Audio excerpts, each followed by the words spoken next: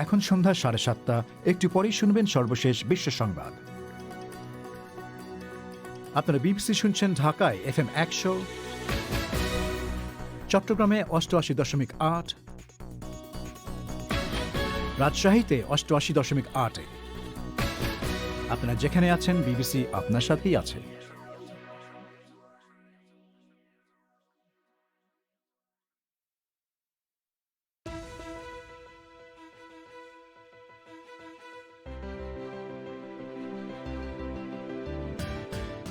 ভারত থেকে আরো 4 কোটি ডোজ কোভিডের টিকা কেনার সিদ্ধান্ত নিয়েছে বাংলাদেশ। এখন যে 20 লক্ষ দিয়ে আর 30 লক্ষ আমাদেরকে এই মাসেই তো তারা দেবে। ওনারা আমাদের সাথে যোগাযোগ আছে। আরো আমরা সিদ্ধান্ত নিয়েছি 4 কোটির মতো একইভাবে চুক্তির ভিত্তিতে ক্রয়ের মাধ্যমে আমরা নিয়ে আসবো। ভারতে নতুন শিক্ষানীতির আওতায় শতাধিক মাদ্রাসায় গীতা, বেদ এবং রামায়ণের মতো হিন্দু শাস্ত্র পাঠ্যক্রমে ঢুকছে। আইনের তোয়াক্কা না করে ঢাকাসহ অনেক বড় শহরের রাতের বেলায় নির্মাণ কাজ, ঘুমের ব্যাঘাত সহ নানা সমস্যার অভিযোগ বাসিন্দাদের। আর মিয়ানমারে সেনা অভ্যুত্থানের বিরুদ্ধে বিক্ষোভে আজও গুলি, বেশ কজন নিহত। এসব নিয়ে শুরু হচ্ছে বিবিসি বাংলার আজকের প্রবাহ।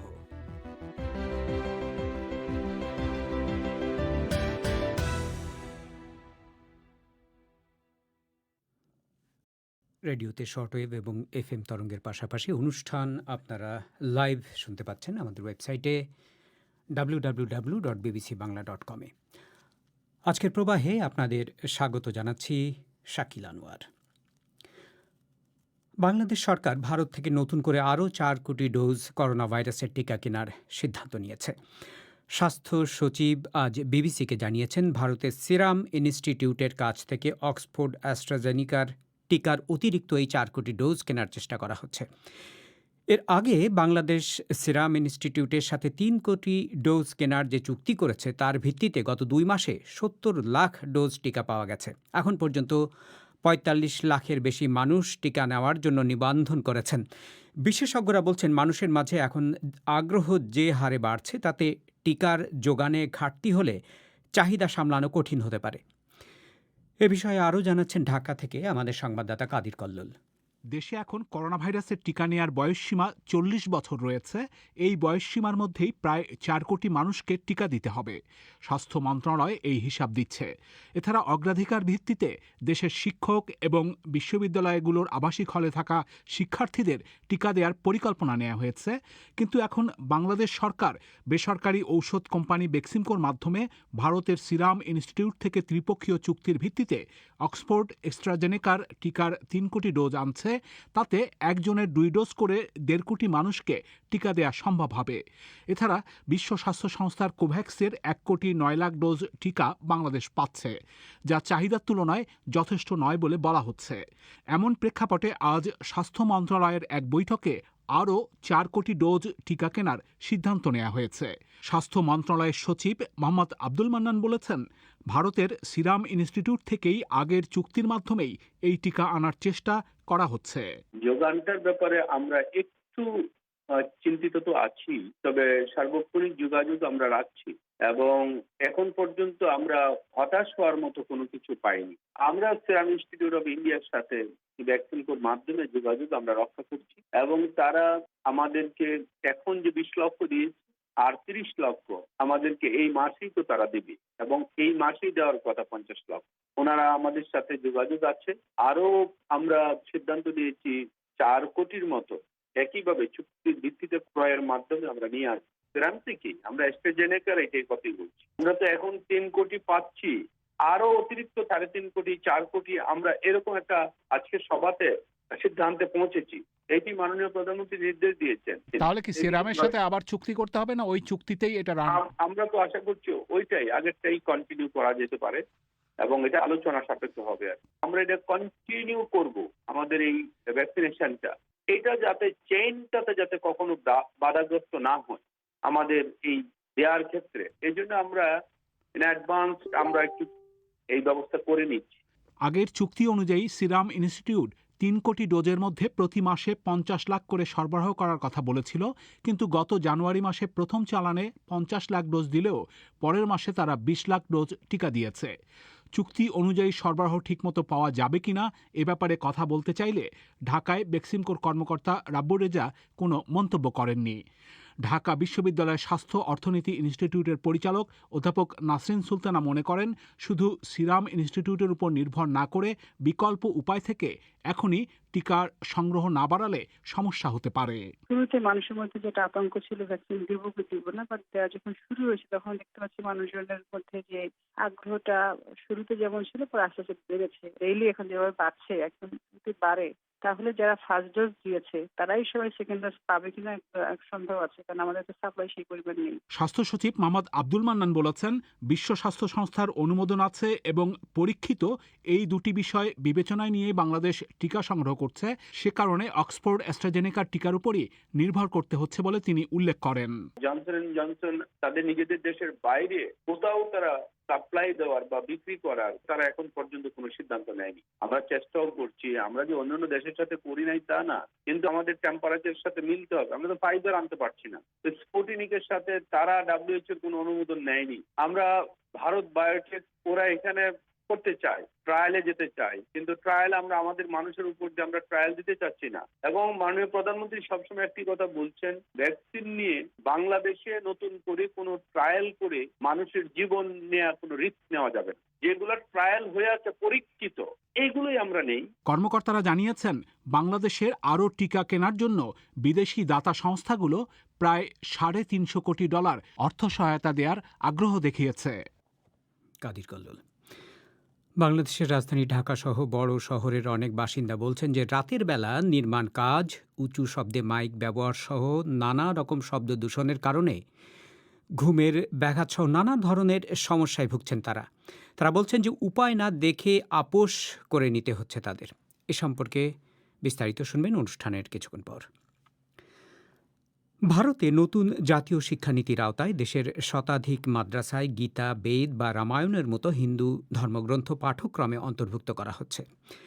শিক্ষা মন্ত্রণালয়ের অধীন একটি সংস্থা জানিয়েছে যে প্রাচীন ভারতীয় জ্ঞান এবং পরম্পরা নামে নতুন একটি বিষয় চালু করে তৃতীয়, পঞ্চম এবং অষ্টম শ্রেণীর ছাত্রদের এগুলো পড়ানো হবে। তবে দেশের শিক্ষাবিদরা অনেকেই এই পদক্ষেপে চিন্তিত, এমনকি মাদ্রাসার শিক্ষকরাও এর আসল উদ্দেশ্য নিয়ে সন্দেহ প্রকাশ করেছেন। ভারতের কেন্দ্রীয় সরকার অবশ্য যুক্তি দিচ্ছে যে দেশের এই প্রাচীন ঐতিহ্যকে মাদ্রাসাগুলোতে ছড়িয়ে দেওয়াতে কোনো ভুল নেই। দিল্লি থেকে আরও জানাচ্ছেন সংবাদদাতা শুভজ্যোতি ঘোষ। ভারতের শিক্ষা মন্ত্রণালয়ের অধীনে একটি স্বশাসিত সংস্থা the national institute of open schooling বা NIOS, তারাই দেশের নতুন জাতীয় শিক্ষানীতির একটি গুরুত্বপূর্ণ অংশ বাস্তবায়ন করছে।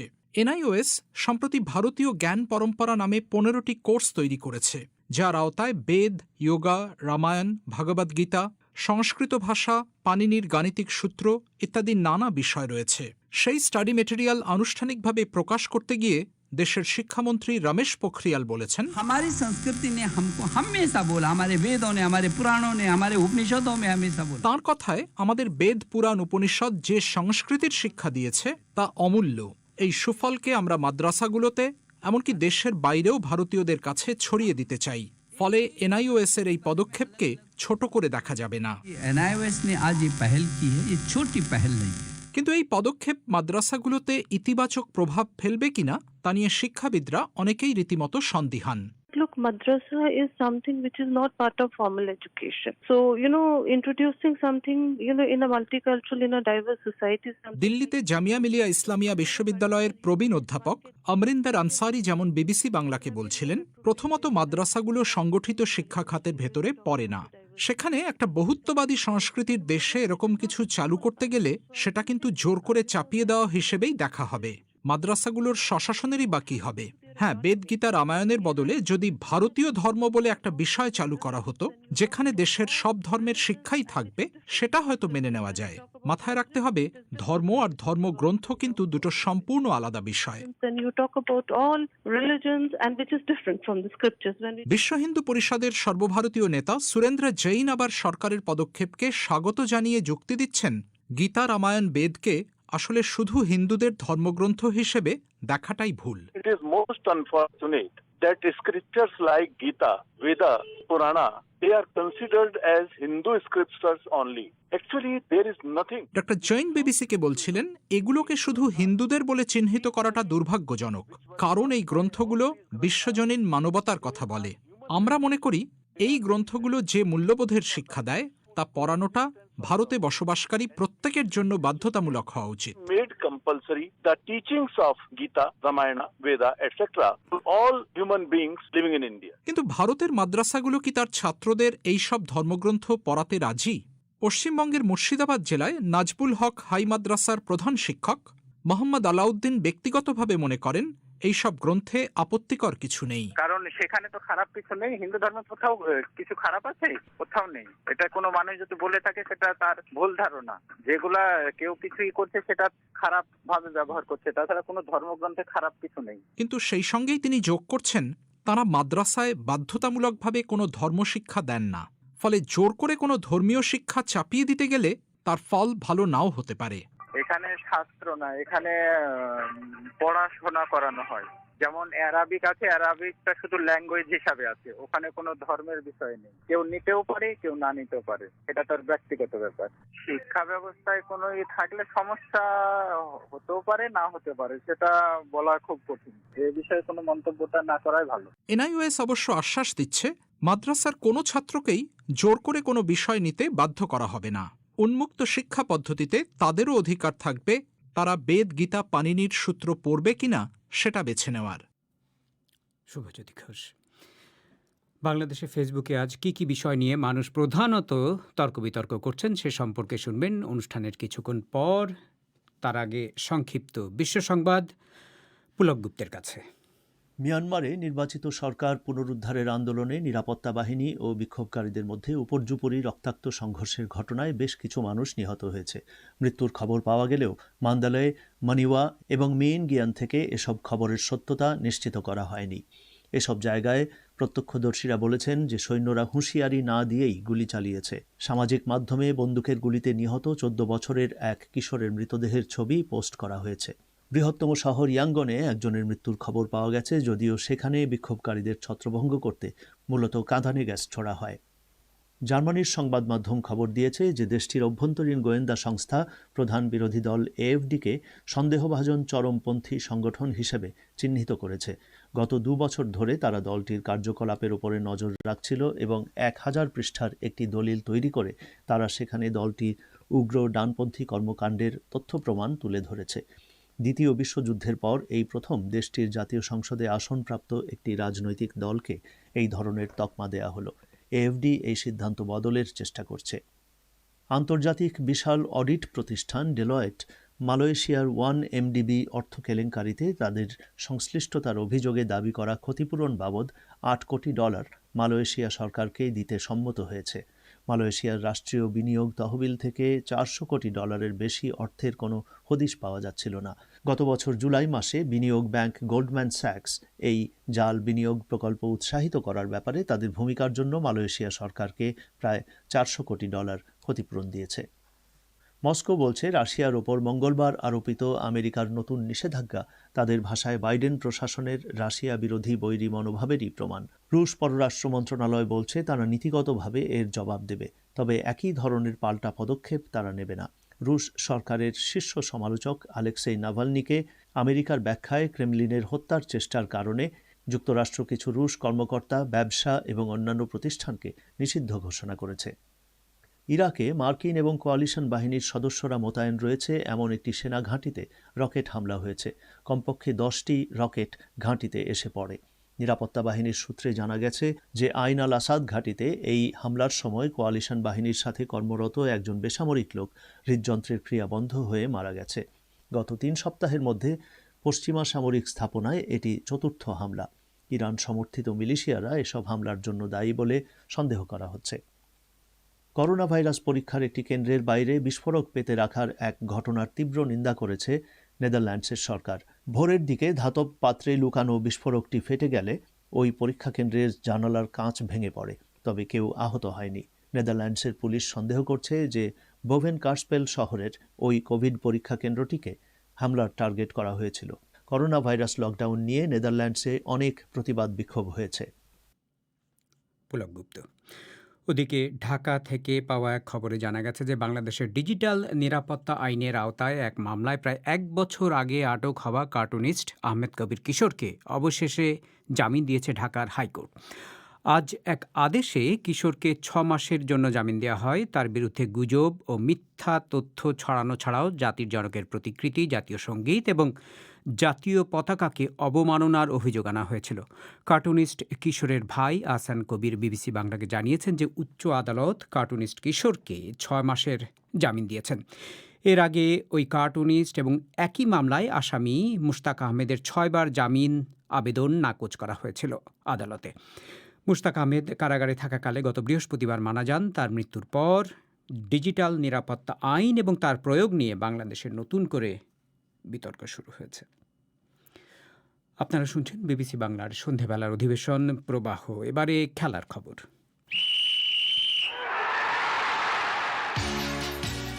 খেলার খবর পড়ছি রায়হান মাসুদ। অস্ট্রেলিয়া ও নিউজিল্যান্ডের মধ্যকার তৃতীয় টি-20 ম্যাচটিতে অস্ট্রেলিয়া 64 রানের একটি জয় পেয়েছে। এই ম্যাচে ব্যাটে বলে নিউজিল্যান্ডকে পেছনে ফেলে দিয়েছে অস্ট্রেলিয়া। শুরুতে ব্যাট করতে নেমে অস্ট্রেলিয়া ম্যাথিউ ওয়েডের উইকেটটি হারালেও অধিনায়ক ফিঞ্চ, জশ ফিলিপস ও গ্লেন ম্যাক্সওয়েল মিলে 208 রানের একটি পুঁজি দাঁড় করান। ইন্ডিয়ান প্রিমিয়ার লিগ IPL-এ 15 কোটি রুপিতে বিক্রি হওয়া গ্লেন ম্যাক্সওয়েল 31 বলে 70 রান করেন। ফিঞ্চ করেন 44 বলে 69 রান, আর ফিলিপস 43 রান তোলেন 27 বলে। জবাব দিতে নেমে ভালো শুরু করে নিউজিল্যান্ড, কিন্তু কনওয়ে ও গাপটিল ছাড়া কেউই বেশিক্ষণ উইকেটে টেকেননি। অ্যাস্টন এগার 30 রান দিয়ে 6টি উইকেট নেন। ম্যাচ সেরাও হন তিনি। এদিকে বাংলাদেশ ক্রিকেট দলের বাধ্যতামূলক হোটেল কোয়ারেন্টিন আজ শেষ হয়েছে। কাল থেকে ছোট ছোট দল বেঁধে মাঠে অনুশীলন করতে পারবে বাংলাদেশ ক্রিকেট দল। নিউজিল্যান্ডের তৃতীয় দফা কোভিড পরীক্ষায়ও সবাই নেগেটিভ হওয়ার পর অনুশীলন শুরু করতে এখন আর কোনো বাধা নেই। আজ মোহাম্মদ মিথুন বলেছেন, এখন অনুশীলন করতে পারাটাই স্বস্তির বিষয়। এখানে খুব একটা কিছু করার নাই, সারাদিন ঘরের মধ্যে থেকে। আর তাছাড়া আমরা একটা টুর্নামেন্ট খেলতে এসেছি, একটা সিরিজ খেলার মধ্যে এভাবে ঘরের মধ্যে থাকার থেকে আমরা কালকে থেকে মাঠে যেতে পারবো, এই ব্যাপারটা ভাবতে একটু আলাদা ভালো লাগা কাজ করছে। ইনশাল্লাহ কালকে থেকে আমরা যখন ক্রিকেট ট্রেনিংয়ে ফিরবো তখন আস্তে আস্তে আমরা সব কিছু অ্যাডজাস্ট করে নিতে পারবো। ভারত ও ইংল্যান্ডের মধ্যকার সিরিজের চতুর্থ ও শেষ টেস্টটি শুরু হবে আগামীকাল আহমেদাবাদে। এটি সিরিজের দ্বিতীয় টেস্ট। এর আগের টেস্টে উইকেটের আচরণ নিয়ে নানা ধরনের প্রশ্ন উঠেছে। রুট বলছেন, চতুর্থ টেস্টটি জিততে পারলে তা হবে দারুণ কিছু। ওদিকে ভারতের অধিনায়ক বিরাট কোহলি বলেন, যখন পিচে স্পিন ধরে শুধু তখনই সমালোচনা হয়। এই টেস্ট সিরিজের প্রথম ম্যাচটি ইংল্যান্ডের জয়ের পরে ভারত 2 টেস্ট জিতে ঘুরে দাঁড়িয়েছে। এখন ভারত যদি এই শেষ টেস্টে ড্র বা জিতে যায় তবে তারা লর্ডসে টেস্ট চ্যাম্পিয়নশিপের ফাইনাল খেলবে, কিন্তু হেরে গেলে অস্ট্রেলিয়া হবে নিউজিল্যান্ডের প্রতিপক্ষ, যারা আগেই 1 নম্বরে থেকে লর্ডসে টেস্ট চ্যাম্পিয়নশিপের ফাইনাল খেলা নিশ্চিত করেছে। ফুটবলের খবর। আজ রাতে মাঠে নামছে ম্যানচেস্টার ইউনাইটেড, প্রতিপক্ষ ক্রিস্টাল প্যালেস। বাংলাদেশ সময় রাত 2:15 শুরু হবে খেলা। ওদিকে রাত 12টায় বার্নলে ও লেস্টার সিটি মুখোমুখি হবে। ম্যানচেস্টার সিটি শিরোপার দৌড়ে আরও এগিয়ে গেছে গতরাতে। ওলভারহ্যাম্পটনের সাথে 4-1 গোলের জয় পেয়েছে দলটি। ইতালিয়ান লিগে এসি মিলান ও উদিনেস মুখোমুখি হবে বাংলাদেশ সময় রাত 1:45। কোপা দেল রের সেমিফাইনালের দ্বিতীয় লেগে ন্যু কাম্পে মুখোমুখি হবে বার্সেলোনা ও সেভিয়া। প্রথম লেগে সেভিয়া 2-0 গোলে এগিয়ে আছে। আপনাদের জানিয়ে রাখি, আজকের রাতের অধিবেশন পরিক্রমায় ম্যাগাজিনের বিষয় খেলাধুলো। আপনারা শুনছেন বিবিসি বাংলার সন্ধেবেলার অধিবেশন প্রবাহ। বাংলাদেশের রাজধানী ঢাকাসহ বড় অনেক শহরের বাসিন্দারা বলছেন যে রাতের বেলা নির্মাণ কাজ, উঁচু শব্দে মাইক ব্যবহার সহ নানা রকম শব্দ দূষণের কারণে ঘুমের ব্যাঘাত সহ নানা সমস্যায় ভুগছেন তারা বলছেন যে উপায় না দেখে আপোষ করে নিতে হচ্ছে তাদের। বাংলাদেশের অধিকাংশ মানুষই জানেন না যে রাতে নির্বিঘ্ন ঘুম তাদের আইনি অধিকার।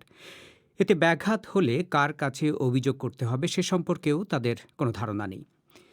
বাংলাদেশে শব্দ দূষণ বিধিমালা অনুযায়ী রাতে উচ্চ শব্দ সৃষ্টি করে এমন সব কাজের উপর নিষেধাজ্ঞা রয়েছে। পরিবেশবাদী সংগঠনগুলো বলছে যে নিষেধাজ্ঞা সম্পর্কে অজ্ঞতার কারণেই এগুলো মানা হচ্ছে না। ঢাকা থেকে মুন্নি আক্তারের রিপোর্ট। রাজধানী ঢাকার মোহাম্মদপুরে চন্দ্রিমা হাউজিং আবাসিক এলাকায় থাকেন ইমাম হোসেন আলামিন। তিনি জানান, গত প্রায় 1 বছর ধরে তার বাসার কাছে একটি ভবন নির্মাণের কাজ চলছে। সারাদিন কাজের শব্দ আর রাতে ট্রাকে করে মালপত্র পরিবহনের শব্দে ঘুমের সমস্যায় ভুগছেন তারা। মিস্টার হোসেন জানান, রাতে ঘুমানোর অধিকার সম্পর্কে জানতেন, তবে শব্দের কারণে এখন বাসায় থাকাটাই সমস্যা হয়ে দাঁড়িয়েছে তার জন্য। সেই কাকডাকা ভোর থেকেই কাজ হয়, প্রায় রাত 9টা-10টা পর্যন্ত চলে। পরে যে ঝামেলাটা শুরু হয় সেটা হচ্ছে ওদের মালামাল নিয়ে আসে ট্রাকে। প্রায় সারা রাতে হচ্ছে কি এই শব্দটা হয়। আমরা যারা থাকি এখানে আমরা মোটামুটি একটা অস্থির অবস্থার ভেতরে থাকি, মানে আমরা যেটা নিরিবিলি থাকতে পারবো বাসায় গিয়ে, ওই সুযোগটা আমাদের হয় না। উত্তর শাহজাহানপুর এলাকার বাসিন্দা সেলিনা নাসরিন। তার বাসার আশেপাশে 3টি বাড়ির নির্মাণ কাজ চলছে। আবাসিক এলাকা হলেও সকাল থেকে শুরু করে গভীর রাত পর্যন্ত চলে এসব কাজ। রাতে ঘুমানোর অধিকার সম্পর্কে এর আগে জানতেন না উল্লেখ করে সেলিনা নাসরিন বলেন, বাধ্য হয়েই এসব শব্দ দূষণের বিষয়গুলো সহ্য করে যাচ্ছেন তারা। জানতাম না, কিন্তু আমি মনে করি আমি একজন নিজেও সচেতন নাগরিক, কিন্তু সেইটা হিসেবে আমি ফিল করি যে হ্যাঁ, অবশ্যই অধিকারটা আমার পাওয়া উচিত। যারা বাজাচ্ছে তাদেরকে এক হচ্ছে বলা যাচ্ছে না, বললে বলবে যে সবার তো ডিস্টার্ব হচ্ছে না, আপনার কেন ডিস্টার্ব হচ্ছে। তো হলে হয় কি যে সামাজিক ভাবে দেখা যায় উল্টো আমি আরো হেয় প্রতিপন্ন হব। সেই জিনিসটা চিন্তা করে আমি বা আমার পরিবারের সবাই আমরা আসলে এই জিনিসগুলো সহ্য করে যাচ্ছি। কক্সবাজার শহরের উত্তর দিককুল এলাকার বাসিন্দা সোনিয়া আফরিন ইশিতা। তিনি জানান, গত সপ্তাহে টানা 7 দিন ধরে উচ্চ শব্দে রাত 2টা-3টা পর্যন্ত মাইকে ওয়াজ মাহফিল চলে তার এলাকায়, যার কারণে ঘুমে ব্যাঘাত সহ নানা সমস্যায় পড়েছেন তিনি। বাসার সামনে এরকম করে সেটা ওয়াজ হোক, হিন্দি গান হোক, বাংলা গান হোক, যাই হোক না কেন, সারাদিন যদি বাসার সামনে কিংবা কানের সামনে হচ্ছে যে এরকম একদম ফুল সাউন্ডে বাজতেই থাকে, মেজাজ না ভয়ানক রকম খিটখিটে হয়ে যায়। এবং ওই 7 দিন আমাদের সাথে আসলে ওটাই হয়েছে। আমরা নিজেরাই অসুস্থ বোধ করছিলাম। বাংলাদেশে শব্দ দূষণের বিধিমালা অনুযায়ী আবাসিক এলাকায় রাত 9টা থেকে ভোর 6টা পর্যন্ত শব্দের মাত্রা 45 ডেসিবল এবং দিনের অন্য সময়ে 55 ডেসিবল অতিক্রম করতে পারবে না। হাসপাতাল, শিক্ষা প্রতিষ্ঠান, অফিস আদালতের আশপাশে 100 মিটার পর্যন্ত নীরব এলাকা ঘোষণা করা হয়। আবাসিক এলাকার শেষ সীমানা থেকে 500 মিটারের মধ্যে নির্মাণ কাজের জন্য ইট বা পাথর ভাঙার মেশিন ব্যবহার করা যাবে না। আর অনুমতি থাকলেও কোনো সভা বা অনুষ্ঠানে 5 ঘন্টার বেশি সময় শব্দ করা যাবে না এবং রাত 10টার মধ্যে এসব অনুষ্ঠান অবশ্যই শেষ করতে হবে। তবে বাংলাদেশ পরিবেশ আন্দোলনের নির্বাহী সহ সভাপতি মোহাম্মদ আব্দুল মতিন বলেন, বেশিরভাগ মানুষই এগুলো মানে না, কারণ তারা আসলে এগুলো সম্পর্কে জানেই না। এগুলি কেউ ফলো খুব কম মানুষই করেন, কারণ অধিকাংশ মানুষই এগুলি জানেন না। আমি এক জায়গায় থাকি, ধরেন সিটি কর্পোরেশনের পক্ষ থেকে, গভর্নমেন্টের পক্ষ থেকে কোনো প্রচারণা লিফলেটের মাধ্যমে আমাদের জানানো হয়েছে কিনা যে আপনার এই এলাকায় অতটুকু সাউন্ডের বেশি আপনি করতে পারবেন না। কিছু কিছু কাজ গভর্নমেন্ট তার রুটিন মাফিক করে, ট্রাফিক আইনের সাথে মিলিয়ে কিছু সাইন লাগানো হয় বিভিন্ন জায়গায়। এই সাইনগুলি শব্দ দূষণের কিছু কিছু বিষয় হয়তো থাকে, কিন্তু সাধারণ মানুষ এগুলি বুঝে না আসলে, এবং এগুলি কেউ খেয়ালও করে না। বিশেষজ্ঞরা বলছেন, লম্বা সময় অতিরিক্ত শব্দের মধ্যে থাকার কারণে হাইপারটেনশন, আলসার, হৃদরোগ, মাথা ব্যথা, স্মরণশক্তি হ্রাস, স্নায়ুর সমস্যা এবং মানসিক চাপ তৈরি হতে পারে। তবে সবচেয়ে বেশি ক্ষতিগ্রস্ত হয় কান। জাতীয় নাক কান গলা ইনস্টিটিউটের সহকারী রেজিস্ট্রার ডক্টর মাহফুজ আহমেদ বলেন, শব্দ দূষণের কারণে স্থায়ীভাবে বধির হওয়া সহ নানা ধরনের স্বাস্থ্য সমস্যা হতে পারে। হেয়ারসেলের নির্দিষ্ট মাত্রার শব্দ তরঙ্গ, এটার এক ধরনের সেন্সিটিভিটি থাকে। মানুষ একটা নির্দিষ্ট মাত্রা পর্যন্ত শুনতে পায়। সেটার মাত্রা যদি বেড়ে যায় তখন হেয়ারসেল গুলোতে ইম্প্যাক্ট পড়ে। ওই হেয়ারসেল গুলো অনেক সময় ডেস্ট্রয় হয়ে যেতে পারে। এটাকে আমরা বলি নয়েজ ইনডিউসড হিয়ারিং লস। পরিবেশ অধিদপ্তরের করা সবশেষ জরিপ অনুযায়ী মাত্রাতিরিক্ত শব্দের কারণে এরই মধ্যে দেশের প্রায় 12% মানুষের শ্রবণ শক্তি হ্রাস পেয়েছে। মুন্নি আক্তার। ভারতে একটি ধর্ষণ মামলার শুনানির সময় প্রধান বিচারপতি এস.এ. বোবড়ের করা একটি মন্তব্য নিয়ে ক্ষোভ জোরদার হচ্ছে। তাকে তার পদ ছেড়ে দেওয়ার আহ্বান জানিয়ে লেখা এক চিঠিতে এখন পর্যন্ত 4000-এরও বেশি মানুষ সই করেছেন, যাদের সিংহভাগই নারী। এ সম্পর্কে শুনবেন আমাদের রাতের অধিবেশন পরিক্রমায়। আপনারা বিবিসি বাংলা শুনছেন ঢাকায়, কুমিল্লায়, সিলেটে। আপনারা যেখানে আছেন বিবিসি বাংলা আপনার সাথেই আছে।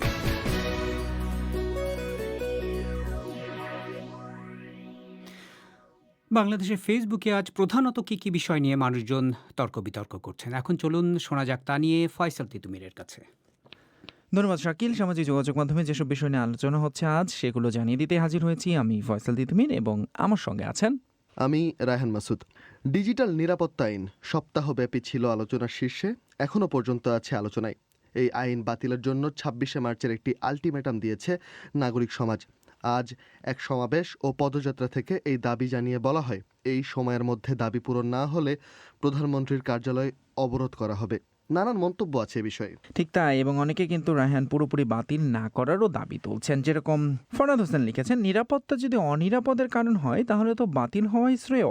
কিন্তু নুরুল আলম মঞ্জু মনে করছেন, বাক স্বাধীনতা মানে মনে যা চাইবে তা লেখা নয়, মনের মাধুরী মিশিয়ে মিথ্যাকে সত্য বলে প্রচার করা নয়।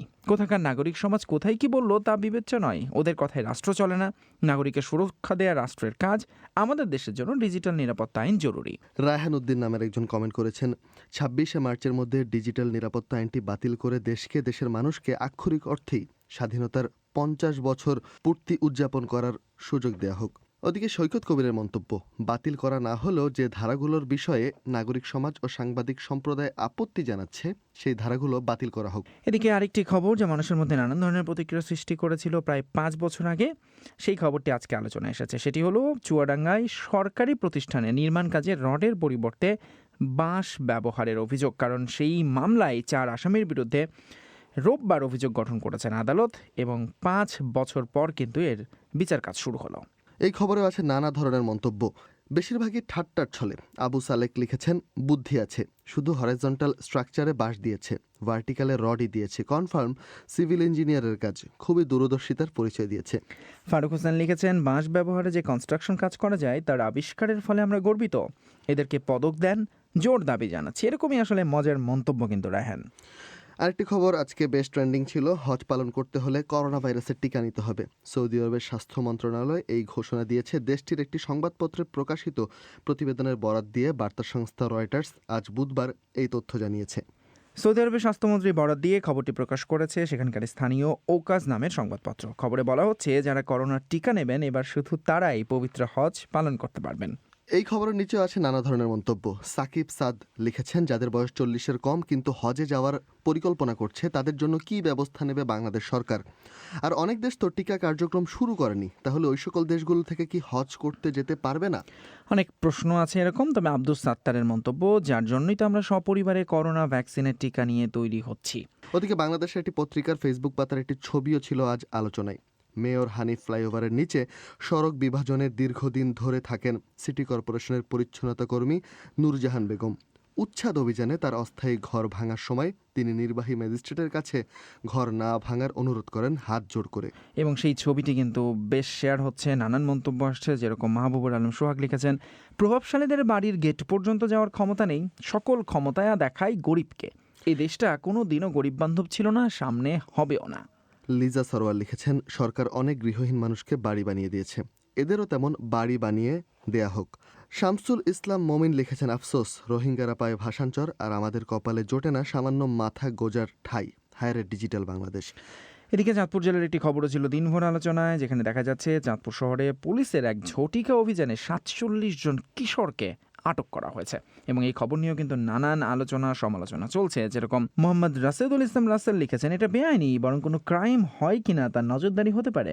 শওকত টগর লিখেছেন, ভালো উদ্যোগ, কিশোর অপরাধ ভয়াবহ রূপ ধারণ করছে সারা দেশে, এর লাগাম টেনে ধরা উচিত।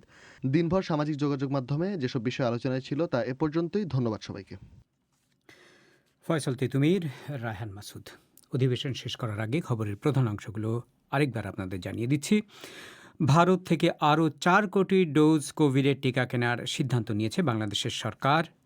ভারতে নতুন এক শিক্ষা নীতির আওতায় শতাধিক মাদ্রাসায় গীতা, বেদ এবং রামায়ণের মতো হিন্দু শাস্ত্র পাঠ্যক্রমে ঢোকানো হচ্ছে। মিয়ানমারে নির্বাচিত সরকার পুনরুদ্ধারের আন্দোলনে নিরাপত্তা বাহিনী এবং বিক্ষোভকারীদের মধ্যে উপর্যুপরি রক্তাক্ত সংঘর্ষের ঘটনায় বেশ কজন মানুষ আজও নিহত হয়েছেন। মৃত্যুর খবর পাওয়া গেলেও মান্দালে, মানিওয়া বা মাইনগান থেকে এসব খবরের সত্যতা নিশ্চিত করা যায়নি। এসব জায়গায় প্রত্যক্ষদর্শীরা বলেছেন সৈন্যরা হুঁশিয়ারি না দিয়েই গুলি চালিয়েছে। এরই সাথে শেষ করছি আজকের প্রবাহ। আমাদের পরবর্তী অধিবেশন শুনবেন আজই বাংলাদেশের সময় রাত 10:30, ভারতে 10টায়। শুনবেন আশা করি। আমি শাকিল আনোয়ার এখনকার মতো এখানেই বিদায় চাইছি।